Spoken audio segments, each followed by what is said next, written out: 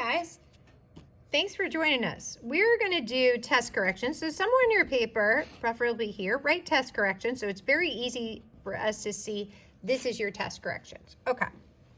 So if you're interested in taking the first objective over again, you should go over this material. So let's take a look. I wrote, this got a little confusing, so my apologies. I'm going to do better next time. I told everyone in class that the original picture was the really bold one because it was too dashed that nobody could see it. Okay, so this one is my original image, EFGH. And what if we moved it to this one? So this one would actually have little primes on it. That's the new location. Okay. So how would it get there? Well, here are my choices. So let's take a look.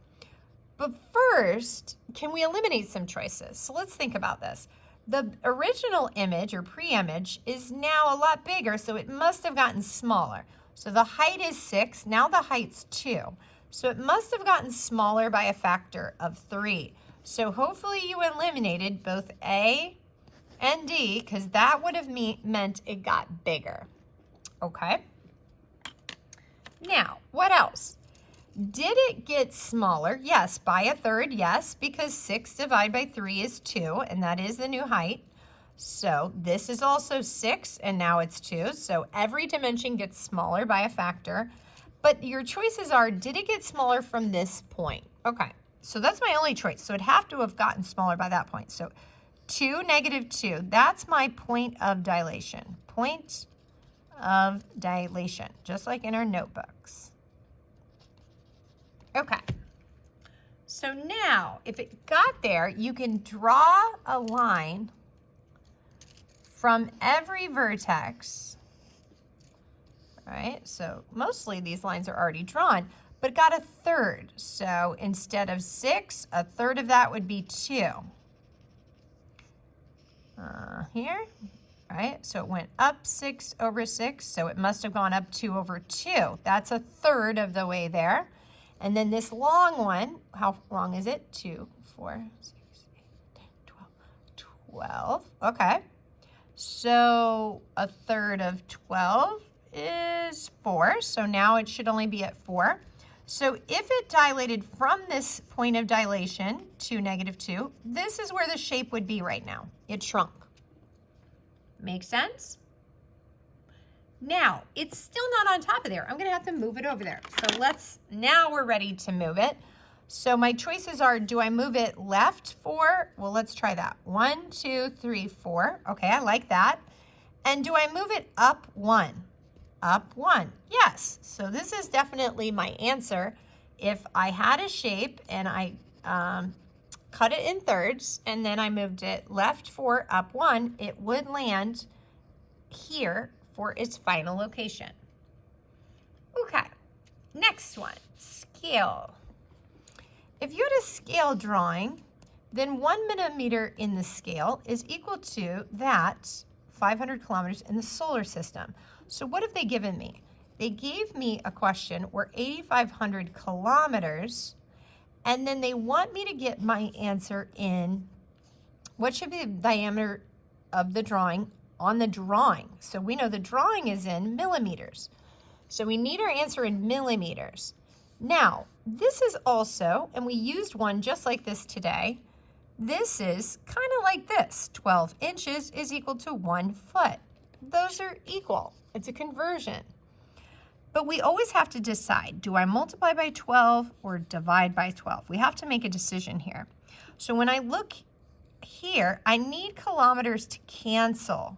So I need to put the 500 kilometer on the bottom and then the 1 millimeter on top because I need kilometers to cancel.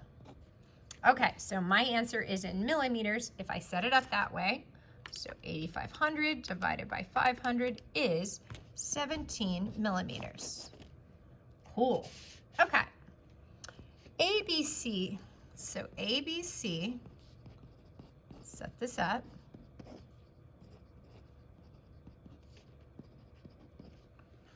Has some new coordinates. Why? Because they translated it 4 to the right. So if I think about this, right left, up, down, right? 4 to the right has to go in the positive x direction. So that would make every x value 4 more. All right, so let's put our new coordinate. 0 plus 4, 5 plus 4, 3 plus 4. Okay, now we're going to do another transformation.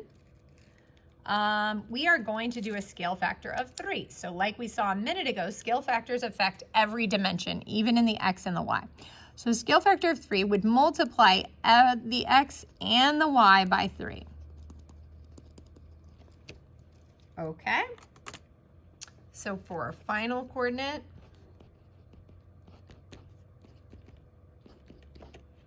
I have 4 times 3. 0 times 3 is still 0. Be careful there. A lot of people make mistakes there, little errors. -1 times 3, 21, and 21. There's our answer. Cool. All right. Let's take a look at our model. So it looks like they built my model and I'm solving for the pole. So I can just order the sides least to greatest. So they've given me the 2 legs and not the hypotenuse. So ordering these least to greatest, and the larger triangle, they've given me the 2 legs and not the hypotenuse. So I just have to make sure I order them least smaller one and the bigger one.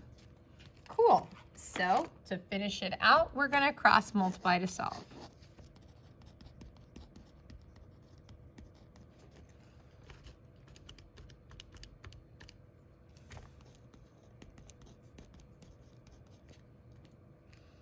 Right, and then we'll divide by 3 on both sides.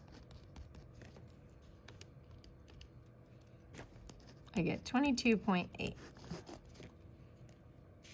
Awesome. All right, the building. So we have a building, hopefully we're getting better at drawing these pictures, is 57 feet high, and it casts a shadow that's 75, so that's longer, right? Sarah has a 6-foot shadow. So her shadow would be longer than her body too, because the sun would be in the sky the same day. So her shadow is 6 feet long. How tall would Sarah be? So we are solving for how tall Sarah is. Okay, so we can, these are similar, right? Because the angle of the sun would be the same for both shadows, and that would be angle similarity. So we can set these up and solve. So let's order these least to greatest. Sarah's height is shorter than her shadow, and the building's height is shorter than its shadow. And we don't have the hypotenuses, which is fine, okay? So let's cross multiply to solve how tall Sarah is. So we get 75 times x is equal to 57 times 6.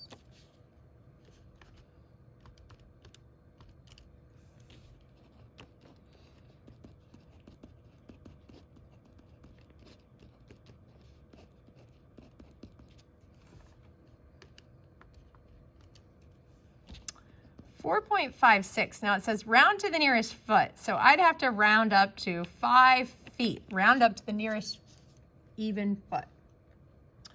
Okay. Last one on this section. We see that angle T and angle G are both 61. So angle T is equal to angle G because they're both equal to 61. That should make sense. Now, what else? Well, both of them have angle H. Angle H on this triangle is equal to angle H on the other triangle because they're both vertical. So we don't know what the angle is, but we know that they're equal. So I could actually, I don't know that they're equal to 61. I just know they're equal to one another. This would be yes. I don't know. I don't have any side information. So this would be yes because of no sides, right, guys? Yes, because of angle similarity. Angle similarity. No side information, guys. Just 2 angles here match 2 angles here. Okay. So we have to finish the similarity statement. We've got the theorem. We have to complete this statement. And we have to go in the corresponding order. So they've already named us HGF. So let's take a look. H is my second angle, right? H is my second angle, G is my first angle, and F is the unknown. So we have to go in the same order. H, and then my first angle, and then the unknown. Okay, so, sorry about that, you didn't see that. So this, right? Second angle, first angle, unknown, HTF, same order. Second angle, first angle, unknown, HTS. So this needs to be HTS. Check out the next video for the other two learning goals.